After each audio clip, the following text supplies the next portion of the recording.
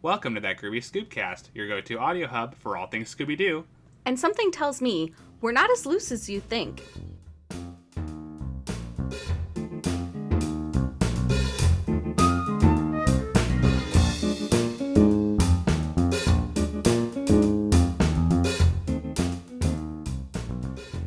Hey guys, welcome back.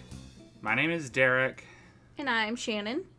and today we are reviewing Mystery in Persia from the new Scooby-Doo movies.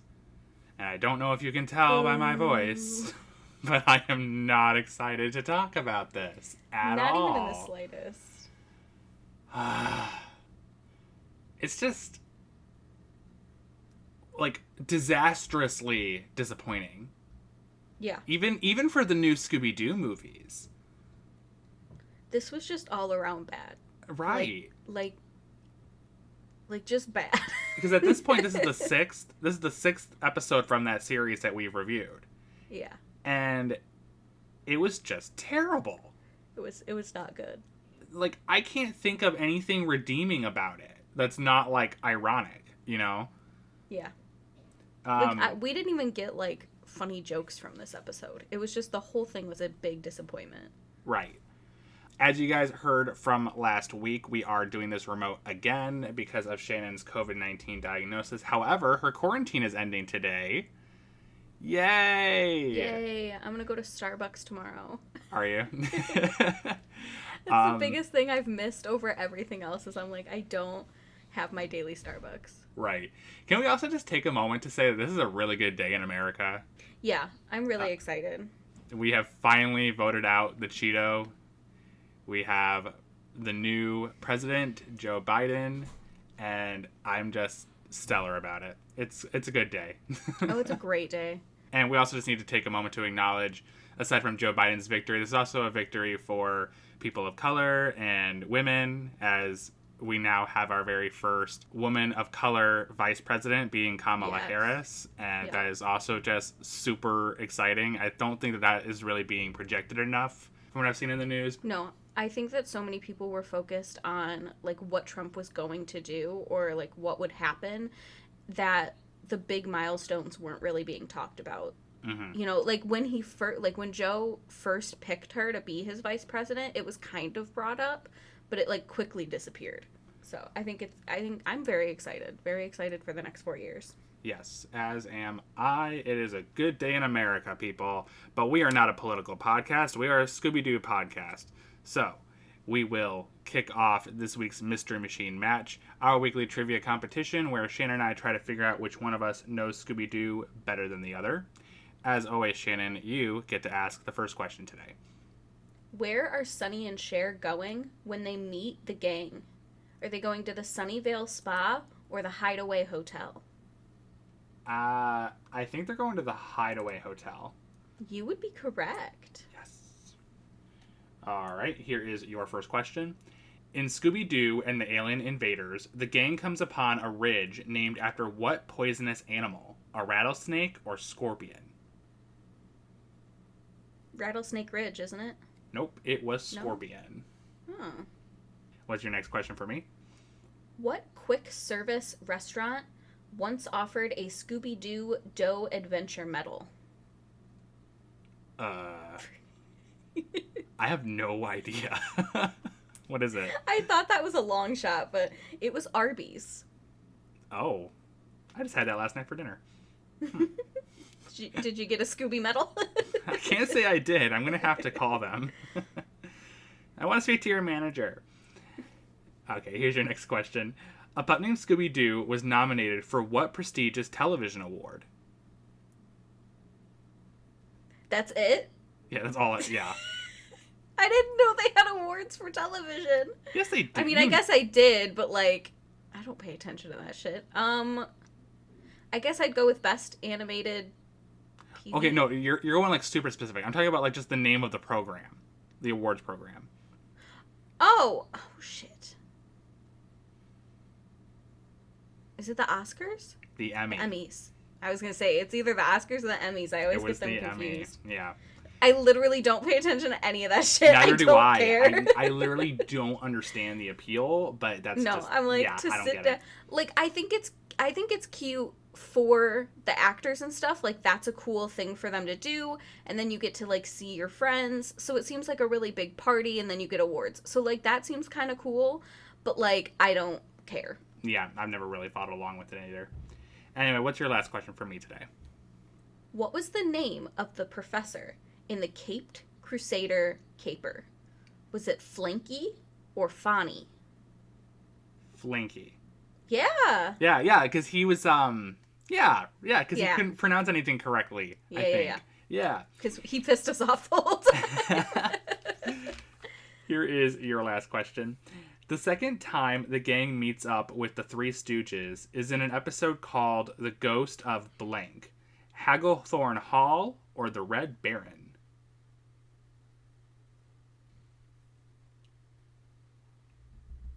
Is it Hagglethorne Hall? It was The Red Baron. Okay. Well, it looks like in that case I gained 2 points today. You did not gain any, which brings our totals to 5 and 3 for the week. Beautiful. So like we mentioned earlier, we're going to be talking about mystery in Persia today. I have a premise for you guys here coming from Scoobypedia. Scooby and the gang, along with Jeannie and Babu, help a prince battle the evil spirit that was let out of a bottle. But who did it and why? This episode is just... I think I said it before, it's just so disappointing. Yeah. I didn't have high hopes for it anyway because I knew that this was going to be like a 1970s portrayal of what like a Middle Eastern country is like in the realm of Hanna-Barbera, and it did not deliver. No. I just want to say this. It did not age well. No, it did not. I just want to say this like straight up for you guys. Like Shannon and I both acknowledge that a lot of the stuff that was in this episode is definitely not culturally correct. Clearly, these were written by ignorant white men in the 1970s who did not know a single thing about Iran, about really, I guess, just any Middle Eastern country. And we're not going to just nitpick that extensively today. We're going to just kind of go off of the terminology and what was said in the episode, so we're not confusing you if you guys choose to watch this episode. But like, I was reading some of the notes from Scoobypedia about like some of the cultural and historical inaccuracies that this episode had, and it's very prevalent. Like it's more than just one thing. So just letting you guys know, we're not really going to be talking about that today. We're just going to be talking about what we were presented with in the episode, and it was still terrible. Yeah. Don't think that just because we're semi-ignoring that we liked this episode, because we very much did not. I have so many like all caps notes of just animation that threw me so bad. My animation section in my notes, I don't even have anything specific there. I just wrote literally everything. Yeah, that's fair. I don't know if this is like a season... Before we start, like, in the episode, though, I do want to say one thing, which is just, like, our biggest complaint while watching these, like, the movie episodes is that there's so many, like, random scenes that weren't needed in the episode. Mm-hmm. That's basically what this whole episode was. Yeah. Like, the whole episode was just random shit that didn't need to happen. I feel like this could possibly just be a season 2 thing for the new Scooby-Doo movies, because this is actually the first episode that we're reviewing from the second season of this series, I believe. Mm-hmm. And like, we already knew that the animation in this show was bad to begin with. Like, it's definitely a step down from Where Are You, which is also not setting any high bars. And this episode just, oh my god, like, you see it in the first like minute of the episode, just seeing the gang and how they're drawn in the Mystery Machine, and they do not look correct at all. No, not even in the slightest. Like, Fred's mouth, the stupidest grin I have ever seen. The whole time, that was like his resting face. Scooby looked like an off-brand Scooby that like is like that you see like in a dollar store. You know what I mean? Like you know when you buy like a Scooby official item and it looks like Scooby, and then you buy like an off off-brand Scooby item. Yeah, That's what it looked like. Yeah, like it's not Scooby. It's probably like Groovy D, not Scooby-Doo. They look really similar to confuse the grandmothers who are buying it for their children. That's what this was. This actually might not even be a Scooby-Doo episode. We've been duped. And then Shaggy with his neck. Ooh. It's not moving with his head. Like his head is like a bobblehead. Yeah. It's like a big old bobblehead. And my only other note for animation in this first scene was Daphne and her weird shape of her body. Like, she already has body issues that we have seen when, like, sometimes she's just freakishly skinny. Here, she just didn't even look like a regular human. Except I got mad because the genie looks exactly like Daphne. Yeah. Like we watched that episode where they thought that the vampire was Daphne. Yeah. But, like, they didn't look anything alike. Like, this genie, they took the model that they used to draw Daphne and drew the genie.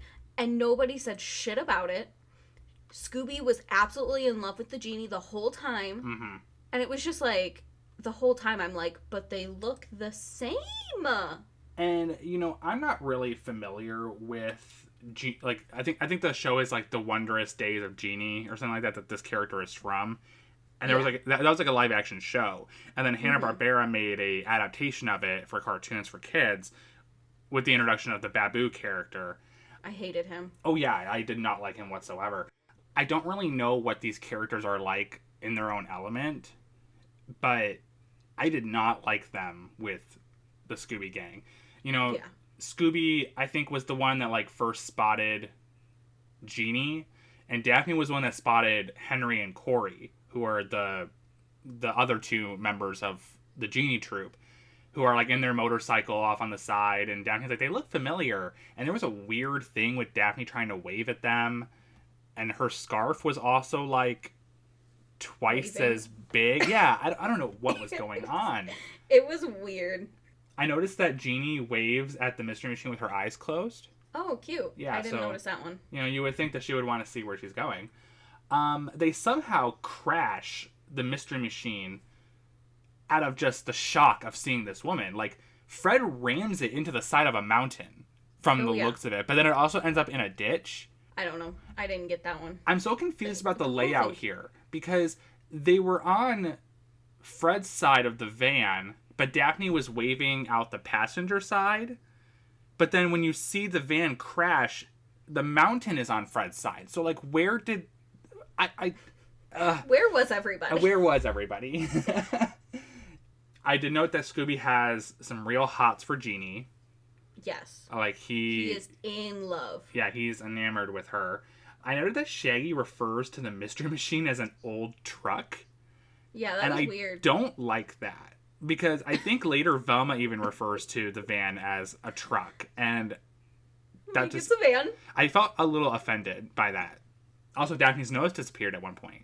I'm just having a blast talking about these animation errors because it doesn't end here, guys. It's the entire episode. We learn, because Babu cannot do anything correct. He has been an apprentice. The entire 45 minutes does not do a single spell correctly, and he has been an apprentice for 1,500 years. Yes. And I don't, maybe it's just because that's a little minuscule in their time, because, like, the main villain has been, like, trapped in a bottle for, like, 10,000 years, but I do feel like he should have made some progress over 1,500 years. We meet Babu, though, after Jeannie, like, pulls the Mystery Machine out of the ditch and creates a picnic, and Shaggy's arm morphed for a second. It's one thing that I'm not liking about the dynamic with Corey and Henry, and I know it's just because Jeannie's, obey the master, who is the one that let them out of the bottle, but, like, because Jeannie is the only character in their group who is female, and she's just constantly referring to Henry and Corey as, like, master, I just don't love it. And then it's weird. I didn't like it. I suspect some serious sexual tension, though, between Corey and Henry. Yeah. I think they are definitely gay for each other. And I'm not mad about it. I think it's there. So they decided to just all hang out. They're just driving in their cars to somewhere. They don't have a destination. They're just like, let's all just drive together. So they just Let's hang out for a little bit. Yeah, and they just all get in their cars and go. Jeannie levitates Scooby to fly outside with her. And then Babu's like, hey, Shaggy, do you want to try? And Shaggy's like, okay. And he lifts the mystery machine, like, probably like 10 stories up into the air. It was so funny. I love, like, Shaggy's just screaming, Fred like, gets help! so mad. Fred gets so mad at Shaggy.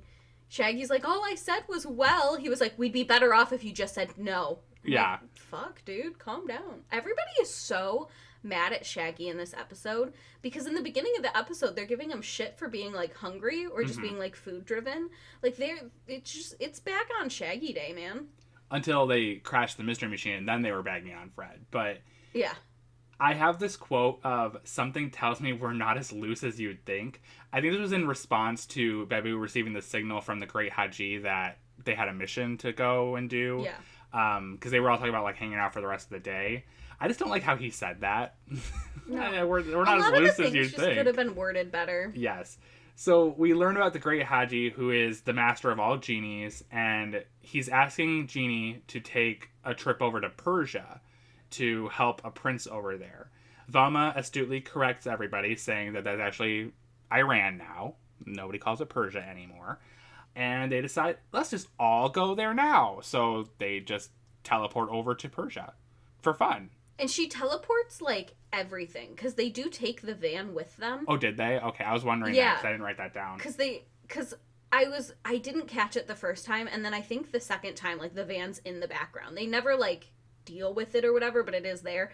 But at one point, when they first get there, I think it's Daphne is like, oh, wow, is this actually, like, Persia? Is this, like, where we're at? And Velma's response is, well, does it look like Yankee Stadium? I'm like, holy shit, dude. Right. Okay. I was also a little confused here, too, because this is where we see the villain for the first time being the prince's uncle, Abdullah. And it was unclear to me if he was in America when he watched, like, I wasn't sure, because you know how he was standing on that little hill? Yeah. Was he watching them teleport to Persia? Or was he, like, getting a vision of them teleporting to Persia? Because it wasn't really clear to me where he was in that instance. I have no idea. I have no idea. Like, I wrote in all caps, I guess the villain was there in America with his evil genie or something, and it was just unclear to me where he was or why he was even there. But from what we learn in this scene is that the Great Haji had imprisoned Jadal, which is the evil genie of the episode, in the bottle about 10,000 years ago. Yeah. And we're to assume in this case that Abdullah is the one who let him out. So the question of in like the premise of this episode being like who let him out and why, it was the uncle, guys. And it was the uncle. What I appreciate though about the uncle, even though he's totally evil, like he's like bad, whatever, is that he wants to be the Sultan, right? So he's like, if I can chase the prince out, then it goes to me. Mm-hmm. So he was like, I just have to get the prince out of here. So obviously he's using the djinn to do that. But he's also helping the djinn because he's like, look, I realize you're pissed that you got locked up. Who do you want backlash on? We'll go get him. Because there wasn't really a need for like Jeannie to come besides the djinn to get his revenge. Well, that wasn't really revenge. That was more so Jadal just defending himself because he knew that the Haji was sending Jeannie to go and deal with him. I assume there's like a lot of genies though. I agree, but I don't think Abdullah was doing that to help out Jadal. Like, no, Jadal is acknowledged as Abdullah's slave. I don't think that he's as kind-hearted. Yeah, that's true. I also hated that because at the end he was like, what did you do with my slave? Yeah. And I was like, bro, that's your genie. That's not your slave. Like, yeah.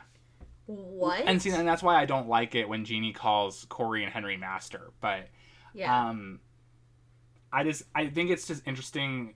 We're always talking about how in the new Scooby-Doo movies, the mysteries are always like piss poor and not developed at all. This episode doesn't really have a mystery at all, especially if you look at it from the context of the question of like who let him out and why. Well, we know who let him out and why, and we find that out in the first 5 minutes of the episode. Yep. And then we have 40 Episode more. over, let's all go home. Like, right, because now we have another 40 minutes left to watch the gang eventually discover what we already know. And it's just not, it's not fun to watch because the episode is just terrible. And that's the thing, if they would have just taken that one scene out, it actually, I mean, it wouldn't have been a better episode, but we wouldn't know the answer. So then throughout the episode, you'd still kind of, I mean, it is very obvious, but also same with every Scooby-Doo episode. Like, when you watch a Scooby-Doo episode, you meet two people. One person's innocent, or three people. One person's innocent, one person's an asshole, and the other person's the villain. Well, we didn't have an asshole in this episode. It was really just the prince who's benevolent, and then we have the uncle who just sounds sketch just the way he talks. Yep. I noted that when they get to the palace in Persia, that the gates open on their own, and they're like, oh, it was just the wind. And this happened in the Space Kook episode as well, when they got to that abandoned airfield. Yeah. So I'm going to be watching that. I'm going to be doing a tally for the remainder of this season of how many times these open? gates and doors just open for no fucking reason. I mean, this time I was assuming it was the Jin and the uncle, because they had made a comment of, like, let's go greet him at the front door. Mm-hmm. And then that's the only, like, place that we see, like, anything happen at the front door. But Scooby and Shaggy do go running in the opposite direction when the doors open. Right, because then Velma makes the comment of they won't stop until they hit North Dakota. Yeah, and that's a run from Iran to North Dakota. So then, also, what is so fancy about North Dakota? Why are they going there? Quite specifically, North Dakota. North Dakota. Jeannie teleports them back over to the palace, and she convinces Scooby to stay to protect her, you know, because Scooby's in love with her. Oh, you have to protect me. It was so, I hated it. She's just using her feminine charms. Mm-hmm. Can we talk about the random man in the white garb? Okay, So, like, I was so confused about him. Because he peers out a window. It was an actual ghosty thing. I'm assuming, because he peers out the window and, like, watches them enter the palace.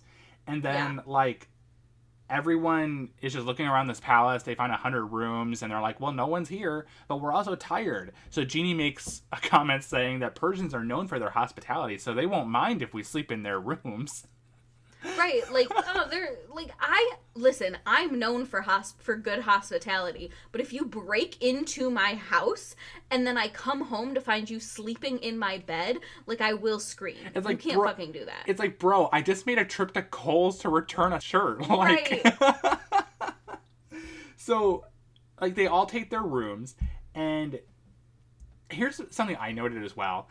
Daphne, Velma, and Jeannie take a room. Corey and Henry take a room because they're boyfriends. Shaggy and Scooby take a room with Babu because, I guess. And Fred got his own room. They were supposed to room with Fred. Well, Fred got his own room.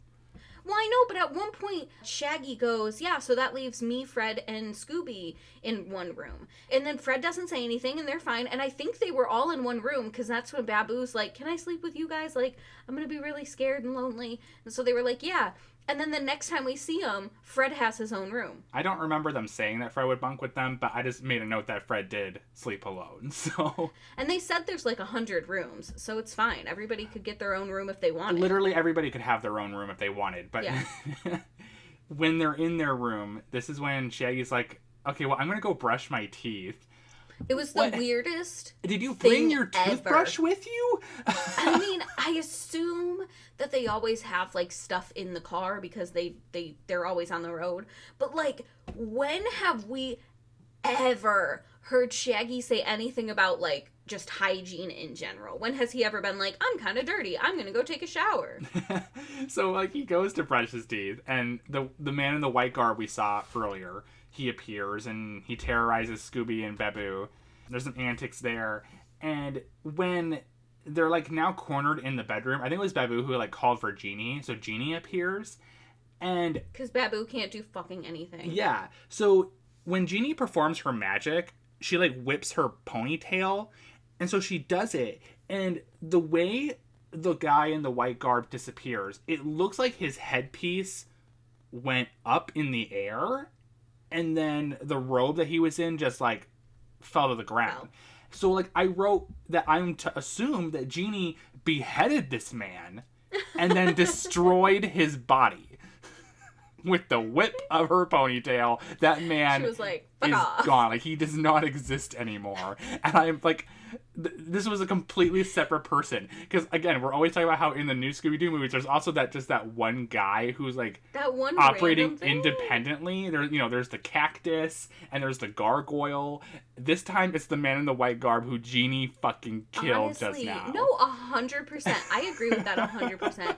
I also imagine that she just, like, wiped him clean off the earth. So, exactly. Like, so, like, his parents were, like, sitting there with a picture of the family on their fireplace mantle, and, like, the mom looks at the picture, and then her son disappears, and she's like, I never had a son. It's like when Hermione does the Obliviate spell in Deathly Hallows. Yeah, like, she's just like, like, maybe the mom turns around, and she looks at her husband, and she's like, why didn't we ever have kids? And he's like, I don't know.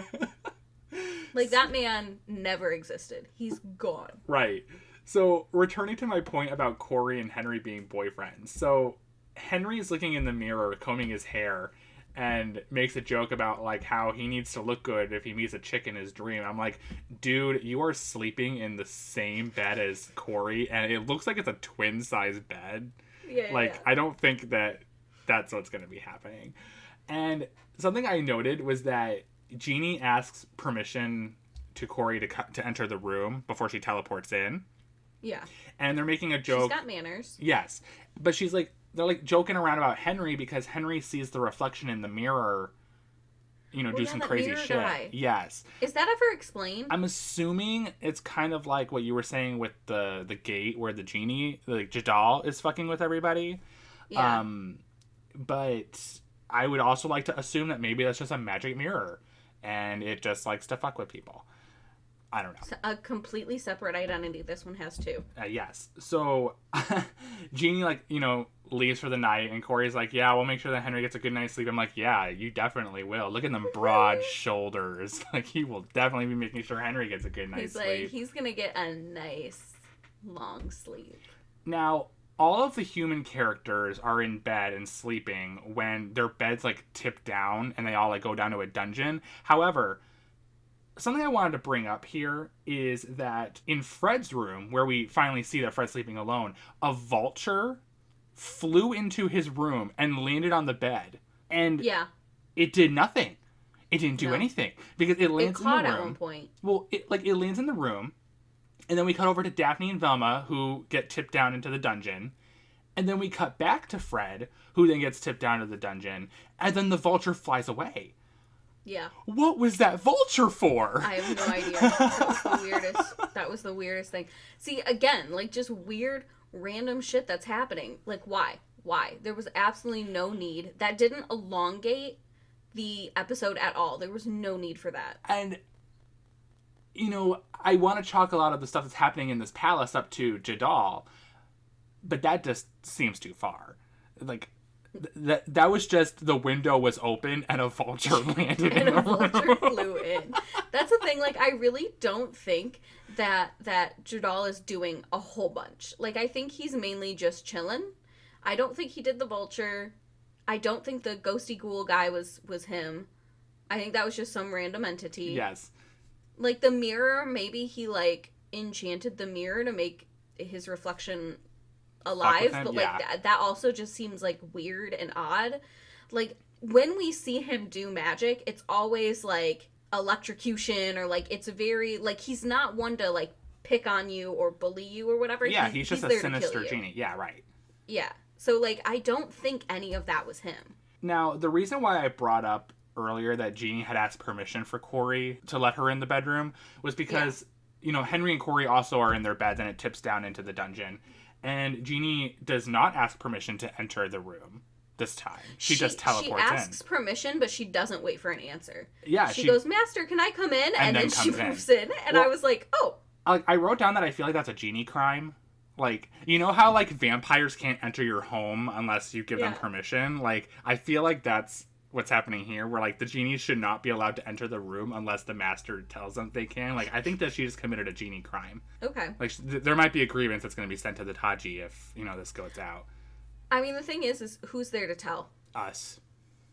I'm tattling. The great Haji, we have a report that Jeannie did not ask permission to enter this room. Where's the Genie HR so I can call? Right. I need to speak to your manager. So I hate that when they all land in the dungeon, they are surrounded by doors. Yeah, it's just doors. But all the doors... What is happening here? So they open one portals. door. They're all portals. They must be portals to other worlds because one door opens and it's just wind. Just wind is just blowing out that door, and they shut it. And then I'm sorry, but I'd rather deal with wind than the other door, which was basically just a werewolf. Yeah, that hand that came out of it, and it's like, what the fuck was that? I would rather the wind. These have nothing to do with Jadal at all. Like, I am convinced these are just portals to other worlds, and they are, like, one of them is, like, the one door with the wind, it's just a dark world with wind. There's nothing there. Just wind. They stumbled into a little area with a bunch of doors, and, like, there's just a bunch of different shit going on. We see Jeannie and Babu outside the palace, and they see this pyramid in the distance because, of course, there's pyramids now in Iran. And Jeannie's like, I'm getting a vibration from my master. And I hate that a lot, and I hated that. So it tells her that the gang are in the pyramid. But now I'm confused about the layout here, because they all fell down into a dungeon in the palace. Mm-hmm. But the dungeon is apparently above the pyramid, because I think it was Shaggy and Scooby who open a door, and they end up, like, sliding down the pyramid to join Jeannie and Babu. So is the dungeon above the pyramid? But it's also below the palace. And they're separate things. What I imagine happening. Here's what I think happened. I think that it's kind of like a roller coaster. Or like so they start off, right? And then they just slide down and maybe do like a loop-de-loo or something and get enough momentum to go back up to where the pyramid is. Okay, but what you're telling me is that there's a dungeon. The thing is that the pyramid and the palace are two separate things. Yeah. So, like, they start off, right, at the palace, and then they fall down the tube, and then do, like, a loop-de-loo, and then get enough momentum to come back up to where the pyramid is. Like, they're underground the whole time on this magic roller coaster. But, like, they get enough momentum to come back up to where, like, land is, and that's how they ended up in the pyramid. I'm sorry, Shannon, but the physics don't work with what you're saying. I'm going to say, based on the fact that we have now seen that these doors are portals to other worlds, that this dungeon in itself is also another world. Okay. So when they open that door... It's like, maybe when they open the door, they re-enter the human world, and now they can slide down the pyramid and join Jeannie. But that's the only reason, like, in my head, how that works. You can stick with your roller coaster idea. I'm going to go with the supernatural idea, because I'm just angry. Okay. I'm just angry. I'm just mad. So, this is when they finally meet Abdullah, who... is big sketch the way he laughs. Like, evil laugh. When you hear an evil laugh, that's an evil person. Listen, if I stay away from those and people. And that's their laugh, yeah, I gotta go. My mom's calling me. I have to leave. Yeah, like, I don't talk to strangers, sir. So, he takes them to meet Prince Aben. And a note I made is that Prince Aben and Abdullah are very white. Yeah. And they were whitewashed. Definitely. Now, I guess in this show, the prince can only become, like, the ruler of Persia if they stay in the palace for 1 year without leaving. Which seems weird. I don't understand. Listen, I've been quarantined for a week and I want to die. 2 weeks. I'm sorry. I've been quarantined for 2 weeks and I want to die. I could not imagine. I mean, I guess if I was in a palace and it was really big like that, I could maybe understand. But, like, not leaving your house for an entire year. Mm-hmm. That's basically what we've been doing. So imagine that. It's kind of like when you see, like, celebrities online, like, just talking about how they're just having a rough day and they're in quarantine and they're, like, $1 million homes. And I'm like... Really? Yeah. You and your 2,000 billion feet of property, and me and my, like, 2-bedroom well, whatever. No, fuck off. Get out of here. Bye. While they're talking to Prince Aben, we see eyes on a painting move, and we hear a loud, like, ghostly moan. And I guess it's to be assumed that it's Jadal, but I also like to assume there's just, screams happening in this palace because there's Just portals. often. There's portals to other worlds with, werewolves and wind. So I don't know. I don't know what's happening here. Now, I'm confused with this. So, Prince Aben says that he's pretty sure he's being haunted by an evil spirit or something. So, he's spot on there. But he believes that the reason why is because there's a myth that his ancestor was the one who imprisoned the spirit in the bottle. But that can't be true because we've been told that the Great Haji was the one that imprisoned Jadal in the bottle. And the Great Haji's not human. No, my thought was that maybe the Great Haji was being, like, I hate saying it, like, being mastered or whatever, like, you want to call it. Like, he was connected to Prince Aben's ancestor. Whatever. Yeah. I guess.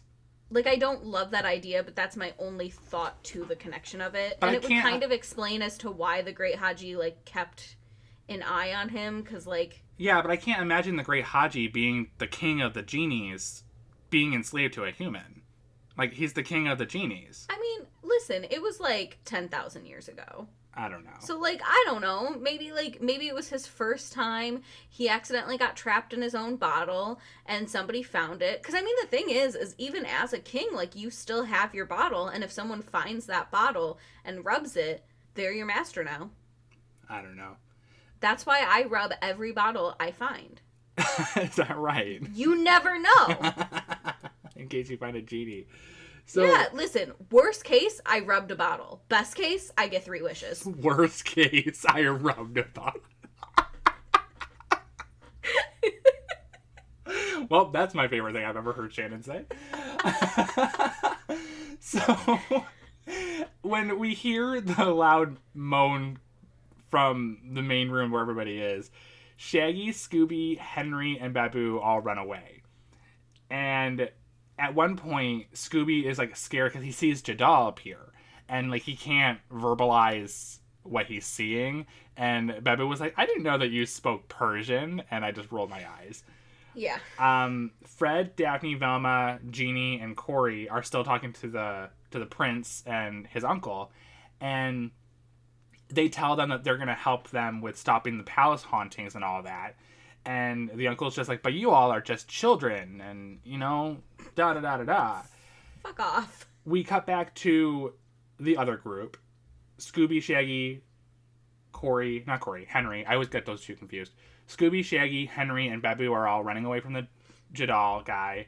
And Babu, he, like, teleports and just disappears. And he goes, goodbye, all. That's the only way I want to leave a room from now on. Goodbye, all. Just poof, disappear. And then Jadal, like, gets mad and he goes, Mali Kalom! And then he leaves the room, and I don't know what that did. I have no idea what that... Because, like, there was no spell happened, nothing happened. He just said it mad. Like, he was just like, Mali Kalom! And then he just leaves. And that's that. Mali Kalom. Yep. If that means something, guys, please tell us, because I don't know what that means. No. I don't know if that's, like, another language, or... Maybe it's Persian. Stop. So, we cut back to the other group. Fred, Daphne, Velma, Jeannie, Corey. There's so many fucking characters. They're walking with the prince to the kitchen. And I noted that Corey's hair turned blonde.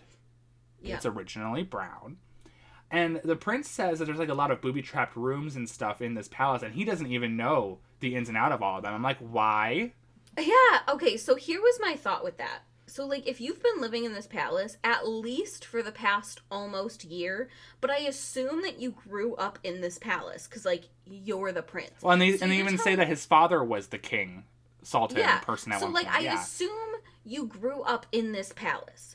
It seems very, very problematic that you don't know the ins and the outs of your own castle. That if somebody broke in, or if you went to war and somebody was like coming to storm the castle, you would have no way to get out besides the front fucking door. Like, you don't know any of the secret passages. You'd get lost and you would die of starvation. Like, it seems very problematic. Because at least as a kid, you're not telling me as a kid you didn't go run around in the secret passages? If someone told me there were secret passages in my house, I would be there right now. And the thing is, like, especially if you're a child, there is a dungeon in this palace that has portals to other worlds with wind and werewolves. You do not allow the child to be going willy-nilly without being told what these things are and where they are and how to avoid them. Because I, for one, do not want to be a 6-year-old child getting lost in a world of wind. I'm not gonna lie, though, if my kid just, like, up and disappeared and we're, like, gonna go play in the secret passages, and if you tell them, like, okay, but don't open that door, they're gonna be like, yeah, that's what I'm doing. Even if you were like, if you open that door, it's a secret passage to another world where it's just wind. They'd be like, okay, I'm gonna go get blown away. Or, like, that'd be, like, the challenge. Like, how long can you stand with the door open? Or, you know, whatever. Like, stupid kid shit, yeah. At that point, like... If I was a parent living in that castle, I'm letting my kid go. If you come back, you come back. If you die, I guess I gotta have another The one. werewolf got him. The werewolf got him. I'd be like, yeah, you had an older brother, Timmy, but the werewolf got him. Please don't open that door again. So, when they meet up in the kitchen, everybody's now in the kitchen, and Jadal appears and traps Jeannie in a bottle, and he disappears with her. And he basically just tells everybody that she won't be released unless the prince leaves. Because if the prince leaves, then he can no longer be the ruler of Persia. And then I guess the uncle takes over. And this is when Fred, like, tells Corey, like, I think it's time to tell the prince what's going on. I guess I didn't catch this, but I guess that they were trying to keep the fact that Jeannie and Babu were genies a secret. Like, they didn't tell the prince that at all. I was very confused because I figured... I assumed that he knew. I assumed he's the one that asked for help. Well, no, because the Haji's the one that asked for the help to protect the prince. Well, yeah, but I mean, I assumed that, like, the prince, like, went to the Haji and was like, hey... How would he have contacted him? Man. He's just a human, and he doesn't have any genies. I don't know.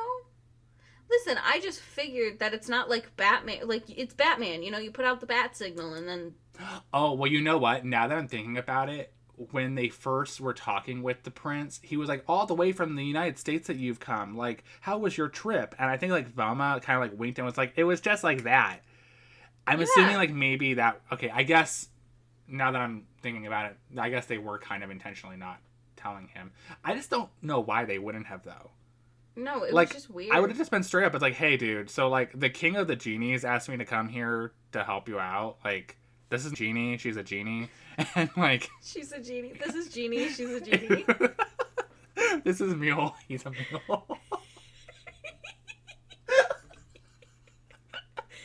We're so creative in these writings, aren't we? Hashtag find Mule. Oh, so, man. yeah, I guess they... Yeah, I feel like they just should have told him straight up. It's like, we're genies, and we're here to help you fight an evil genie per the request of the king of the genies. Like, this is a big deal. Like, why is everybody keeping information from the prince? Like, the prince doesn't know about the genies. The prince doesn't know the whole ins and outs of the palace. I don't even know if he knows about the door to the world with the wind. Like, the prince doesn't know anything. Somebody please tell the prince that there is unlimited wind right there. And after they inform him of what's going on, like, you know, they're all debating, like, what they should do next. And I think it was Corey who was like, you can't give up. Like, we have to save Jeannie. And then Velma and Daphne just kind of gave up. They're like, no, maybe it's probably just best that you leave. And I'm just like, that's really, like... not in character for you two. To which the prince responds, could I be less brave than a female? And that just floored me right there. Oh, I was pissed. Like, I almost turned the episode off. I was just like, nah, we're done. Like, I acknowledge let that. him leave. I don't care if he becomes Sultan anymore. Let him die. Let the djinn eat him. I literally could care less. Like, I'm mad that Velma and Daphne are being out of character here, but I'm also mad that we're now seeing the true colors of the prince. Like, that's what you think. Also, tell me, because the fucking genie is a lady, okay? Yeah. Like, fuck you. You're less powerful than a lady. They all, I guess, at this point decide to go and try and find her, so they split up, and Shaggy and Scooby and Baboo end up in... Okay, there's this... I don't even know what happened. There's this floor that it, like, has a spot on it, and it says, look at this spot. So they all stand there and they look at it. They do it in groups. So Shaggy, Scooby, and Baboo stare at it, and then they go down, like an elevator, into, I'm guessing, another dungeon. And then Fred, Daphne, Velma, Corey, and Henry, and the prince, there's so many fucking people, they all are looking at the same spot, and then they go up. So they're... I'm just so confused. This palace is interdimensional, I guess, is just my entire point. Is they're all just teleporting to other rooms and other worlds. If you have a willy-nilly... That's like the magic staircase in fucking Harry Potter, okay? If I had a willy-nilly little thing like that, where it's just stare at this spot and it's going to take you wherever it thinks you need to go, why are you so scared to tell him about a genie? Like, he knows magic exists. He has he has a spot thing in his castle. Like, right. So, like, I'm not gonna do spoilers here, but, like, you know, like, the interdimensional aspects of, like, the last few episodes of, like, Mystery Incorporated? Like, that's the kind of shit that I feel like is happening here in this palace. And I'm just, it floors me because I can't get a wrap around where everybody is at any given point. Like, once they go up in this elevator thing, they're in this room. It's just like a normal... It looks like a study. And for some reason, Henry is looking at this window, and he keeps thinking it's a painting. Because he's like, oh, wow, that painting's moving. And I'm like, dude, it's a window. It's a window. Those are windows, Henry. Like this, poor sweet Henry. This is the same man who's, like, you know, complaining about the reflections in the mirror. Like, I'm just not convinced that this man has any kind of grasp about what glass is. I don't think he's okay. So he ends up, like, falling out the window. Because we can see, like, a camel on the sand in the distance in the window. And everybody's like, whoa, where'd he go? And Fred's like, I think he went out that window. Something's not right about that window. So they go and they look at it, and I guess they all, like, fall out of the room because the room tilts. Yeah. So they all fall, and now they're also, like, in an underground dungeon. It looks like a cave. It was the weirdest shit, dude. I noted that when they all landed in the cave, there's, like, pillows to cushion their fall. And we see everybody... How often does that happen? Not often enough. Like, that's courteous. At least when you fall into this dungeon, you are not going to necessarily get harmed. Yeah, like, it happens enough that they were like, we should put pillows here. But I noted that when everyone was falling, like, we see everybody fall one by one onto the pillows, but we don't see Daphne. Like, Daphne's there. She's with the group, but we don't see her land. So Daphne doesn't fall. Maybe she flew. Daphne is elegant, okay? Maybe she, like, took her dress skirt and, like, I guess just extended it and just used the wind to, like, parachute down. Gracefully. Yeah, like Mary Poppins. Yes, exactly. Like Mary Poppins. Yep. So they find this orange bottle, and Velma immediately is just like, it must be 1,000 years old. And, like, she really, like, drove that home. Like, it's 1,000 years old. Yeah. And I think it was the prince who's like, well, you can have it. And it's like, okay, cool. So I hated that it matched her sweater. It was the same orange. You're right. And then it also, like, you know how her sleeve has that, like material at the end to show that it's a sweater? Mm-hmm. Like, it had that as the bottom. Yeah. Like, when I first saw it and the way she was holding it, I thought that, like, they fucked up. And just, like, extended her sweater, but, like, that's just what it looked like. While they're in this room, which they can't figure out how to get out of, like, it's like just a carved out cave room. It doesn't have any doors or windows or exits. So they assume that the genie has been, like, passing through the walls to enter this room. Yeah. But we cut over now to Shaggy, Scooby, and Baboo, who have now discovered Jeannie. She's trapped in her bottle. Although before they found her, they could hear her voice, and they were scared that it's Jeannie's ghost and started running away. I'm like, are they assuming that if Jeannie died and became a ghost that she would be evil? Because, like, they're terrified. Right, she's been nothing but kind to you, but okay. Like, they're terrified at the prospect of meeting Jeannie's ghost. And I'm assuming they just assume that you become evil when you die. Evil, yeah. I mean, to be fair, every ghost they've met has not been nice. I guess you're right. So, she's in the bottle, and she's trapped behind an invisible force field. And the only thing that can penetrate it is sound. Which Scooby then, in anguish, because he can't save the love of his life, starts howling. And this howl is apparently so high-pitched that it shatters the bottle. Yeah, I put, so Scooby just barked? Like, that doesn't seem like a good, well, like, it doesn't seem like, if I was going to trap somebody in something, it wouldn't be something that is so easily broken. Well, I'm also just like, if Scooby's howl can be that high-pitched to where it can shatter glass and stuff, like, that's a weapon that they need to utilize more. Yeah. Like, I can imagine a lot of applications for that. Pop some earbud, or some, like, eardrums, mm-hmm. Yeah. And at this point, once Jeannie is free from the bottle, she starts getting the signal of where her master is, because that's just a thing that genies have. She gets the little vibrations. Yeah, she gets the vibrations. And when they start running towards everybody else, I noted that Scooby was running in slow motion. Did you see that? Yeah. Like, everybody's running normally. You know, like, Jeannie and Babu, I think, are just flying. Shaggy's running. And Scooby is also running, but he's going in slow motion. He's taking it slow to let everybody else keep up. Well, then it also cuts closer to Jeannie as she's talking, and Scooby is still running in slow motion. Like, that wasn't just, like, a one-time, one-off error. Like, that just went on and on. Yeah. And I'm just like, okay, Scooby. So, sure. They, like, basically use magic to, like, shatter a whole window into the cave room that the rest of the gang is trapped in. And when everybody comes out, Velma's is like, look, Jeannie, I found this bottle. It must be 1,000 years old. And like I said, she just loves the fact that this bottle is potentially 1,000 years old.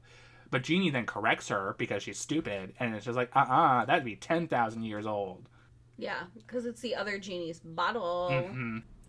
So after she corrects her, they now encounter Jadal, who's just like, I'm going to defeat you. And, you know, they start throwing magic at each other. You know, Jadal's doing the electric finger. She just, like, smacks his hand. Yeah. She's like, no. With her ponytail, yeah. And then she's making rocks, like, appear and, like, I guess make Jadal shrink. But I don't understand why Jadal's so worried about shrinking down and down and down with the rocks, because can't he pass through walls and rocks? That's what I was thinking. I'm like, can't you just be like... Why is this a problem for you? Yeah, I didn't understand that one. And then, you know, Jeannie, you know, tells him the only way that I'll stop is if you go in this bottle. So Jadal, you know, goes into the bottle and, yeah, he's defeated.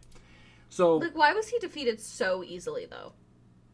You know, like I said, like, I don't understand why he was so threatened by these rocks, because he's evidently able to pass through them, as are other genies. We've seen it many times. Even Babu, to a certain extent, can pass through walls. He's not good at it, but he can do it.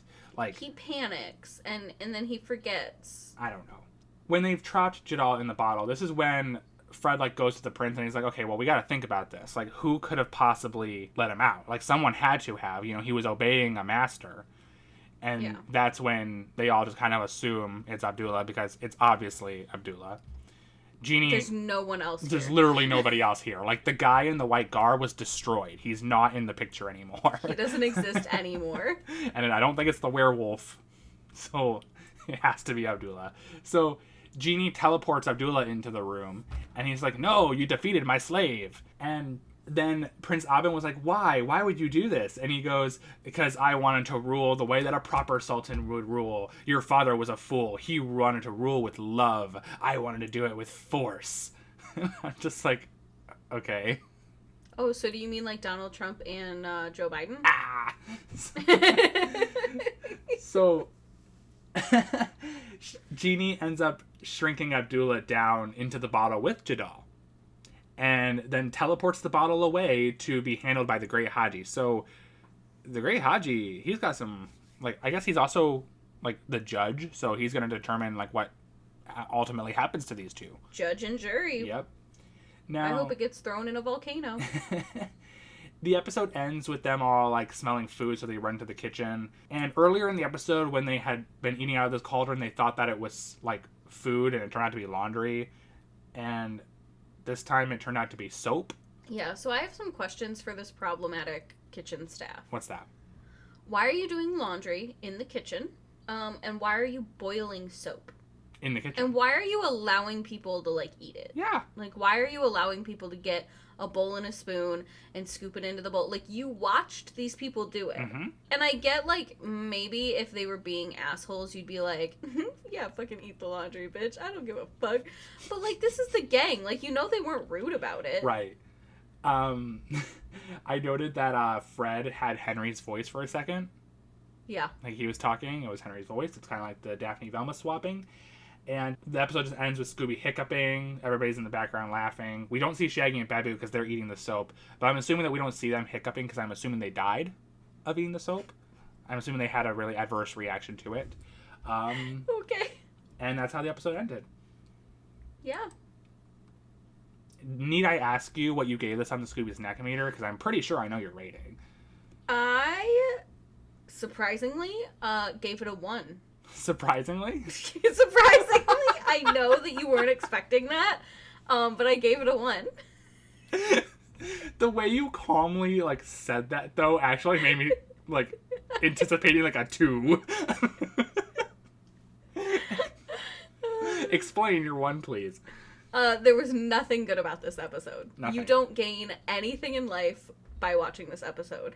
Besides, now you know a couple more racist terms, and you know how to be an asshole. Like, there was nothing good about this episode. I agree. I'm giving it a 1 as well. Beautiful. I completely agree with you. There's nothing redeeming in this. It's problematic. There's racism. There's sexism. It didn't make any sense at all. There was no mystery. I feel like I wasted a good hour and a half to 2 hours of my life having to watch this episode. Yeah. And then I proceeded to talk about it here. And I just feel like this is an instance where I really could have been doing something better with my time. Oh, 100%. So we could have done anything else with our lives. Yes. I would have rather, listen, I haven't done anything in the past 2 weeks, but I would have done anything besides this. So you're giving it a 1. I'm giving it a 1. That Groovy Scoobcast awards Mystery in Persia a 1 out of 10 on the Scooby Snack-O-Meter. Well deserved. Well deserved. Not even sad about it. My fun fact for the week is pertaining to this episode, however. This is the very first time that the gang is seen leaving the United States. Okay. It's also the very first time where they have to encounter beings from another world where, like, the other characters in the episode are blatantly supernatural. Yeah. Like, we see, like, hints of that in, like, in Where Are You? Like, these are, like, the first real confirmed supernatural happenings that the gang is experiencing. Which weirds me out only because it doesn't faze them all that much. Aside from just momentarily crashing the van. Genies. Yeah, that's pretty much the extent of it. But a couple firsts for this episode, and I don't really feel like it doesn't save it at all. It's still gonna get a 1 from me, but yeah. Yeah. In Scooby-Doo news, I know we talked about it last week, the Scooby-Doo Pop Funko that's exclusively being offered by Hot Topic. If you go to their website, you can pre-order it for $12.50. It's expected to ship by November 21st if you order it now, so go and get that. So next week, we will be moving on to the Scooby-Doo show. This is going to be a refreshing episode, I hope, after having to watch Mystery in Persia. Shannon, I hope so. Can you randomize what we'll be watching? Yeah. Okay, here we go.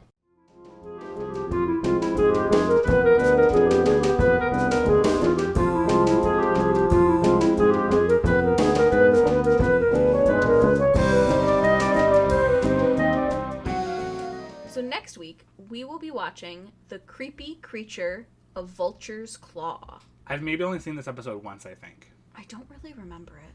Well, let's see if I can refresh your memory with a premise. This premise is coming from Scoobypedia. While visiting Vulture's Claw Botanical Gardens, owned by one of Velma's friends, Professor Greer, the gang confronts a 7-foot-tall praying mantis that roams the grounds and is scaring away Professor Greer's associates. Okay. That sounds terrifying. Honestly, I'm looking at the picture. I don't love it. No. Look at that guy. He looks so scary. Right.